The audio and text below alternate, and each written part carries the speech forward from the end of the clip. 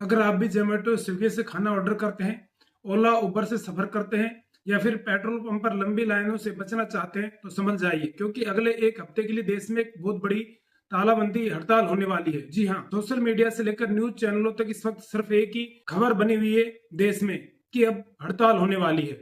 लेकिन रुकिए, ये हड़ताल कौन कर रहा है? इसके पीछे की असली वजह क्या है? और क्या वाकई अगले 7 दिनों तक आपके घर पर न तो खाना डिलीवर होगा, नहीं आपको पेट्रोल डीजल मिलेगा? आज की इस वीडियो में हम इस पूरी खबर का बारीकी से विश्लेषण करेंगे।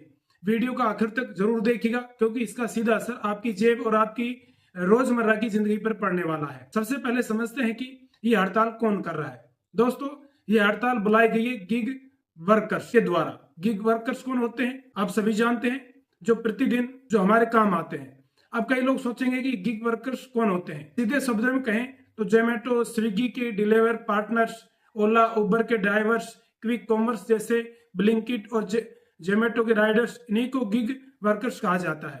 आज हमारे देश की एक बहुत बड़ी आबादी अपनी हर छोटी बड़ी जरूरत के लिए इन पर निर्भर है। लेकिन अब इन लाखों वर्कर्स ने मिलकर एक हफ्ते की देशव्यापी हड़ताल का ऐलान कर दिया है। आखिर इनकी क्या मांगे हैं? क्यों ये सड़कों पर उतरने को मजबूर हो गए हैं? सबसे पहली और बड़ी वजह है कंपनियों द्वारा लगातार घटाया जा रहा कमीशन और डिलीवरी चार्ज। महंगाई आसमान छू रही है, पेट्रोल के दाम बढ़ चुके हैं, लेकिन इन वर्कर्स की प्रति ऑर्डर कमाई कम होती जा रही है। दूसरी वजह वर्किंग आवर्स यानी काम के घंटे। 12 से 14 घंटे काम करने के बाद भी इन्हें न तो कोई मेडिकल इंश्योरेंस मिलता है, न ही कोई सोशल सिक्योरिटी मिलती है, और न ही इनके हाथ में कुछ ज्यादा आता है। तीसरी वजह पेट्रोल की बढ़ती कीमतें। जो भी इनके पास कुछ बचा कुचा होता है, कमाई कुछ बचती है, वो पेट्रोल की कीमतों ने इन पर पानी फेर दिया। आम जनता और देश पर इस हड़ताल का क्या असर होगा? अब बात करते हैं सबसे बड़े सवाल कि इस एक हफ्ते के अंदर आप पर और मुझ पर और पूरे देश पर क्या क्या असर हो सकता है। सोचिए, अगर 7 दिनों तक जोमेटो स्विगी के राइडर्स खाना डिलीवर न करें तो देश के लाखों बैचलर्स, स्टूडेंट्स और कामकाजी लोग जो पूरी तरह से इनके ऊपर निर्भर है, उनके सामने खाने का संकट खड़ा हो जाएगा। हजारों रेस्टोरेंट्स का बिजनेस ठप पड़ जाएगा। दूसरा बड़ा जो झटका लगेगा लॉजिस्टिक्स और ट्रांसपोर्ट को। अगर ओला उबर और पेट्रोल डीजल से जुड़े सप्लाई चैन के ड्राइवर्स इस हड़ताल में पूरी तरह से शामिल हो जाते हैं तो शहरों में आवाजाही ठप हो जाएगी।